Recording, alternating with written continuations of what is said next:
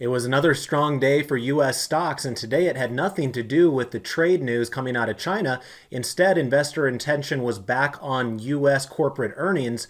In particular, the healthcare sector really stepped it up today with United Healthcare and Johnson & Johnson both surprising to the upside. Most U.S. sectors were up with the exception of the staples and the utilities, but across the board we had some sizable rallies. The S&P 500 closed up 1%, and all four of our major U.S. equity indices now have a bullish intermediate posture according to the market forecast. We're going to take a look at all of that. We're then going to dive into a trade application within the consumer discretionary space. So with that, let's go ahead and get started. Welcome to the Market Outlook video presented by MarketScholars.com. I'm your host, Brandon Van Zee. It's October 15th, 2019. First of all, if you're new, welcome aboard. Remember to go over to YouTube, click subscribe. While you're over there, check out our description area and sign up for our email distribution list as well. We're also heavy users of Twitter. Make sure you're following me at Brandon Van Zee. And if you get value out of these videos, be sure to click like and retweet on these Market Outlook related posts. Lastly, we have a presence on Facebook. Feel free to join our group there, embedded in the logo in front of you. All right, let's go ahead and jump into the charts. As you can see, I've got chart 4B pulled up here in front of us. And as I mentioned in the intro, we had quite a strong day for the stock markets, at least here in the United States. The S&P 500 closed up 1% right on the nose. We did have the Dow Jones up about 0.89%. NASDAQ Composite was up 1.24%. And the Russell 2000 was up 1.19%. So strong days across the board. Not only were the averages up from a percentage basis, but another positive element of today's rally was the fact that we now have the Russell 2000 joining our other indices with a bullish posture. Remember, we've had a bullish posture on the S&P 500 really since this day on October 9th. And the last 3 out of the 4 days, of course, have been up, so that has not changed along the way. The Russell 2000 was a little bit different, where it did want to give us a bullish posture there for a day, but then it gave it right back the next day, so it's been a little bit more wishy-washy. Well, here we go again with the markets up. This thing closing up there near its 30-day moving average. We now have that light green background color, but notice on these other charts, we have this darker shade of green. So as an example, up here on the S&P 500, we have a dark green background right now as opposed to yesterday having a light green background. That's just to denote that the fact that we have a strongly bullish posture right now, not a weakly bullish posture. And the difference between the two is where the intermediate line is positioned on the market forecast technical indicator that you can find on the Thinkorswim platform. Remember, when it's in between 20 and 80 and rising like it is right now, you have to ask yourself, is it below 50 or above 50? Well, in this particular case, it's at 61, so clearly that's above 50, and therefore we do have a strongly bullish posture right now, and some decent momentum, quite frankly. Ever since about a week ago, we really started kicking it into high gear to the upside, and if this keeps up, we're going to have a decent chance of taking out all-time highs here relatively quick. You'll notice that all-time highs on the S&P 500 that were formed back here on July 26th are at 3,027. We're only about 30, 35 points or thereabouts away from that. So if things go the right way, that could be achievable by the end of this week, potentially. We'll just have to see how things shake out and, if the corporate earnings continue to come in at a healthy pace or not. But right now, it's all signals go for the U.S. markets as we remain bullish across the board. Let's go ahead and take a look at another chart here. In this case, let's take a look at the 3 green arrows chart. That's chart 4D. For those of you that are premium members of Market Scholars, of course, you have access to that full charting package that includes nearly 50 different customized charts. This one is 4D, and it's allowing us to see all 4 of the key equity indices here in the United States side by side by looking at it through the lens of the 3 green arrows philosophy, which is simply 3 different technical indicators. The first arrow is referring to the 30-day moving average on this particular chart. If price is above the 30-day moving average, it forms a green arrow. So we're in good shape there on the S&P 500. The second green arrow is in reference to the MACD histogram, and as long as we're above the 0 line there, telling us that we have some reasonable momentum in the market, it gives us a green arrow, and as you can see, we have that there as well. And the third and final arrow that we're referencing is the stochastics, which is kind of referencing, are we closing near the highs or the lows of various time ranges? And if the markets are closing near the highs of ranges, it's giving you the impression that the bulls are in control of this market, not the bears. And that is the case right now with our third and final green arrow right there. So as you can see, the background color is shaded green, letting us know that we do indeed have 3 green arrows right now, not only on the S&P 500, but we also have it here on the Dow Jones and on the NASDAQ. The only one we're waiting for right now is that Russell 2000. And as long as we're up tomorrow, we'll likely get it tomorrow. The reason I say that is we already have 2 out of the 3 green arrows. We've got 1, 2 right here. We're just waiting for it to cross up and above that 30-day moving average. And right now it's just sitting right basically on it. So if you even go up, let's say 0.1% tomorrow on the Russell 2000, there's a good chance we'll flip over to the 3 green arrows status. And remember, that doesn't guarantee anything. It's just a way for trend traders in particular to try to get a sense of whether the conditions are ample for trend trading purposes right now or not. Now, obviously, there's a lot of different styles of investing and trading. Trend trading is just one of them. I do practice that in my Monday top-down trend trading class that I have for premium students of Market Scholars. So there we do incorporate the 3 green arrow philosophy a bit more. All right, let's go ahead and now take a look at maybe a little bit of a longer term chart now. In this case, we're going to look for the 1040 crossover method. This is chart 4C for those of you following along at home. As you can see, things are pretty rosy, as denoted by the background color being green in 3 out of these 4 charts. The only holdover at this point is the Russell 2000, which continues to have that pink background color.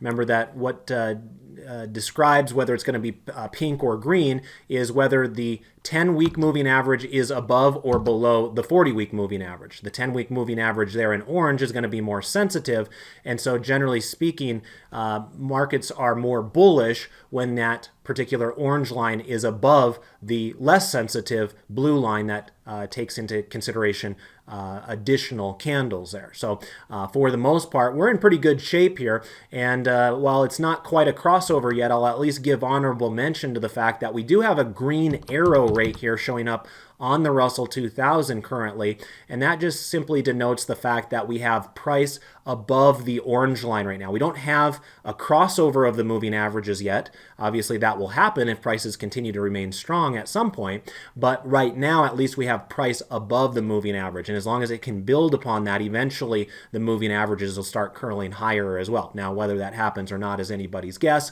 but right now, given the fact that 3 out of the 4 charts are green and bullish, I would guess that the odds are that the Russell 2000 will have a bullish crossover at some point going into the end of year, as we typically have more bullishness than bearishness. Obviously last year was an exception to that, but more times than not we do have a rally kind of into the holiday season.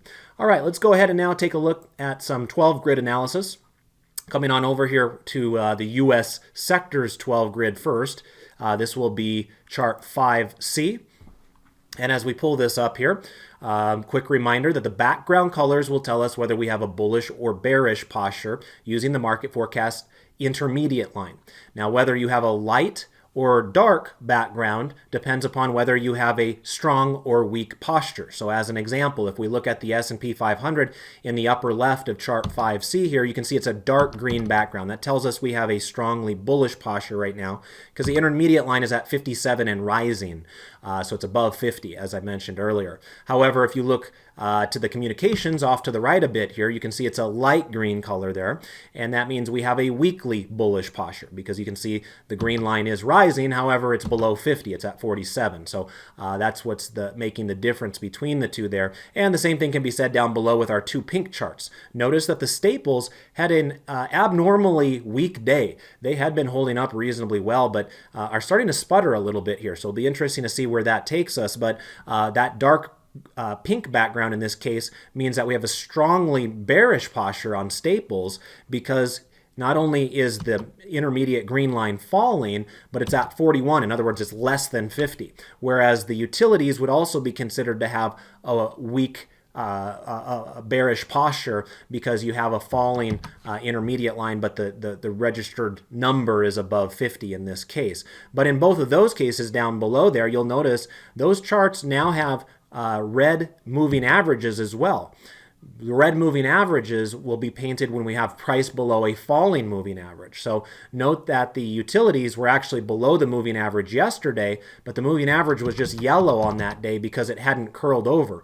With today's additional sell-off, you now have that 30-day moving average even on utilities starting to roll over there a little bit. So for those of you that have a larger exposure to utilities in your portfolio, you might want to make sure that you're battening up the hatches just in case the it starts rolling over a little bit more aggressively. Obviously, the utilities have had a heck of a run here, not only in recent months but in recent years. And so when it does give some back, it might give back a whole lot because they've kind of gotten a little bit above their board a little bit, maybe out-earned themselves in the near term.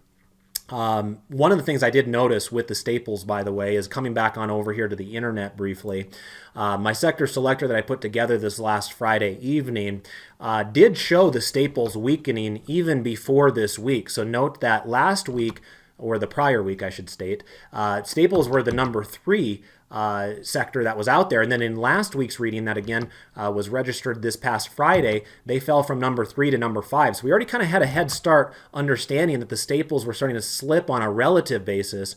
And then with the last 3 days all to the downside right here, obviously on a relative basis, even in the short term, it's starting to get a little bit uglier there for the staples. So keep your eye on those 2 areas, but if you want to be bullish on the markets, it's not necessarily a terrible thing when you see the staples and the utilities doing poorly on a relative basis. If you want a really healthy, robust market, oftentimes you do want the more cyclical areas of the market to be outperforming. And that does seem to be kind of the mode that we've been in for the last week or so. And so this doesn't necessarily have to be a disastrous outcome just because we have a couple of sectors that are faltering. It's possible they're just passing the baton on to a couple of those other areas that are out there. One area I wanted to identify on the sector selector that had shown an improvement week over week was consumer discretionary. Notice that consumer discretionary the prior week was ranked number 6 on the sector selector. It went all the way up to number 4 on this last reading on Friday. We actually talked about the consumer discretionary space in my dividend growth investing class here today as we talked about a retailer and someone that's in kind of the more travel and discretionary spending type of a space. If you want to check out those recordings, for those of you that are members of Market Scholars, that is now posted on our calendar. Also, while we're over here, I also wanted to say thank you to those of you that clicked like the last time I did the video. 108 of you did so. I really appreciate that. Obviously helps us get the word out a little bit more about our services here. So please keep that up. It's your way to let David and I know that you want us to continue to do these videos on a daily basis. In addition to that, it helps you and your Twitter feed. Remember, the more that you engage with us and like and retweet our stuff, the more that you're telling Twitter that you want to see our information. Because they're not going to show you all the information or all the tweets from the people you follow. But if you're engaging specifically with certain people, they'll be sure to send that information to your Twitter feed a little bit more often. So it kind of benefits you to that degree as well. So thank you very much. Again, anytime we're over 100, I'm feeling pretty satisfied about that. So please continue to do that on a daily basis, not only for myself, but for David as well. And also tomorrow we have another jam-packed day of excellent educational classes coming your way. I'll be teaching my factor-based swing trading class at 2 p.m. Eastern Time as we look for swing trading opportunities, and David will be teaching his options inventory trading class tomorrow at 11 a.m. Eastern Time. So make sure you're taking advantage of those if you're paid members of Market Scholars. All right, back on track with a few more charts now. Let's do chart 5A in this case and talk about the asset classes and see if we can find any trends that are developing here. One thing that catches my eye immediately when I pull this up is EFA.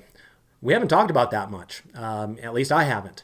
And all of a sudden, we're starting to see some good strength out of foreign stocks, specifically the developed markets. It's not that the emerging markets are doing poorly. They're bouncing as well. It's just that as you look at this chart here on EFA, we're breaking into new multi-month highs right there. So that's a strong sign as we are kind of getting above some of these prior resistance areas up here that were set in the late summer. So that's a good sign. Mentioned before, the S&P 500, of course, has been bouncing for the last week, and of course, the emerging markets bouncing there as well. So, for many of you, you're stock-based traders. You're not necessarily commodities traders or anything of those sorts, or forex traders or what have you. So if you are a stock trader, things are reasonably good for you right now. This is a positive place to be looking for opportunities, whereas you can see some of the areas that had once been hot, like long-term government bonds, foreign bonds, and gold, and even the US dollar, they're all slipping. Kind of interesting because, in the last 2 weeks, we have had a little bit of a change of temperature of this market. These had been some of the leading areas for weeks and weeks and weeks. All of a sudden, we're looking at them, and they're all considered strongly bearish right now, not just weekly bearish, strongly bearish, and they're all trading below falling 30-day moving averages as well. So it's possible that as we start approaching the holiday season, some of these areas that are a little bit more safety trades like bonds and gold and currencies might give way to more speculative behavior out of traders and looking for opportunities within the equity markets where they can get slightly greater returns. All right, let's go ahead and take a look now at some of these other 12 grids. In this case, let's look at the foreign markets kind of on an individual company basis, starting with chart 5E, and this is our primary 12 grid here. We'll talk about the secondary one in just a moment, but as you can see, it's pretty good. That shouldn't be surprising. I just mentioned a moment ago that EFA and EEM both were holding up reasonably well. Now, as we kind of zoom into the individual countries themselves, you can see that the only one on the board that has a pink chart is Russia. And it was up today. It was up 0.62%, but it remains kind of below that moving average and is just kind of languishing in the middle of its range over the last 3 months. A lot of these other charts are firming up nicely. I would point out Japan as being one of the strongest charts on the board. Notice that Japan broke out above this prior resistance area that was set kind of at the end of September. And it had already been one of the leading areas. I remember, a couple of weeks ago, or maybe 3 weeks ago or so, doing this presentation, talking about how Japan was a leadership country at that time, and it looks like it's continuing to be just that as it's breaking out to new multi-month highs. And we can't really make that claim for much of the other charts on the board. There's a couple of them that are getting close. South Korea starting to look interesting down below here. You also see Germany on the cusp of hitting a 3-month high, not quite there, but getting close. And even France right here and Italy are starting to perk up a bit more. So on the whole, it does look like things around the globe are starting to get a bit more bullish than they had been earlier in 2019. And that is a welcome surprise. Let's go ahead and now take a look at our secondary 12 grid, which is chart 5G. All right, so these are some of our secondary markets. You can see that Turkey, which has been in the news here lately as far as some of their political leaders and the commentary with our president here in the United States, that particular country is struggling right now from a stock market perspective, as you can see. But you did see that yesterday you had an oversold cluster signal. Today you had a rally of 1.7%. So perhaps there's a little bit of a dead cat bounce taking place right here with Turkey. You can also see that Saudi Arabia just can't seem to get out of its own way. A lot of people are eagerly anticipating the eventual release of the Saudi Aramco IPO, which would basically create the world's largest publicly traded company overnight with the snap of the fingers. Well, right now it doesn't look like conditions are ideal over in Saudi Arabia for that type of an offering. Nonetheless, we do have oversold cluster signal here as of today, so perhaps there's a reason to think that it's gone a little bit too far, too fast to the downside, maybe due for a little bit of a bounce, but at this point I don't know if I would trust it to change its trend. Its trend has been very firm to the downside despite what has happened around the rest of the world, which is kind of a perking up of most other charts. I've talked about Taiwan as well in the past, along with Japan. Taiwan has been a leadership country here for the last couple of months, and it continues to be the case today. Notice that you are hitting basically 3-month closing high prices today on Taiwan, a very strong upward tilt to that particular chart right there. And you can see the rest of them on the board. some of my ancestors over in the Netherlands look like they're getting their act together. And you can see that we had a nice candle there on EWN here today, up over 1% in closing, basically at a 3-month high from a closing price perspective. You might have had a slightly higher high on an intraday basis on that candle, but on a closing price basis, this would be it today. So anytime you see that, that's a positive sign right there. So on the whole, again, it's not that it's perfect out there around the globe, but for the most part, we have markets behaving themselves, and that's exactly what we want to see. Remember, when we entered into the month of October, there was a lot of nervousness. There were a lot of people feeling like, hey, we're on the brink of disaster. Are we going to repeat what happened in 2018? See the stock market swoon into the end of the year, and people get, a little bit excited about October anyway, just simply because there's been a lot of market crashes in the month of October. But so far, those of you that have stayed resilient, been long-term with your thinking in the markets, you've benefited by holding tight so far in this month of October. All right, so that does then bring us to our trade application example for the day. I kind of hinted at it before when I said it was a consumer discretionary stock. Let me go ahead and pull up just a chart for A in this particular case. And the stock that I wanted to bring up is actually a company that I referenced briefly in my dividend growth investing class today. This stock doesn't actually pay a dividend, but I referenced it as a potential acquirer of one of the companies that we did talk about in that head-to-head matchup earlier today. And that company that I want to talk about tonight in the Market Outlook video is Booking Holdings. This is the company behind Priceline.com and a number of other online booking sites, including Booking itself, which is a big online booking company over in Europe in particular. They also have stakes in companies like Ctrip over in China, and they've got kind of their tentacles all over the place, but they are a major force in online travel. As you can see, things have turned around quite nicely here for Booking Holdings recently. In fact, you can see we put in a little bit of a double bottom here within the last month or so. If you were to look at this candle right here on October 3rd and then kind of look at this candle over here on October 9th, you have a little bit of a W pattern that's kind of, staking out the path right there for you. But what attracted me to it specifically today wasn't necessarily that double bottom, although it helps. It was the fact that we have a moving average that is tilting higher, and price is finally above that moving average again. So notice that the moving average color turned green as of today. It was yellow throughout this entire period here because prices were below that rising moving average at the time. The moving average continued to rise. All we needed was price to close officially above it to get that green color again, just like we had for much of this run back here.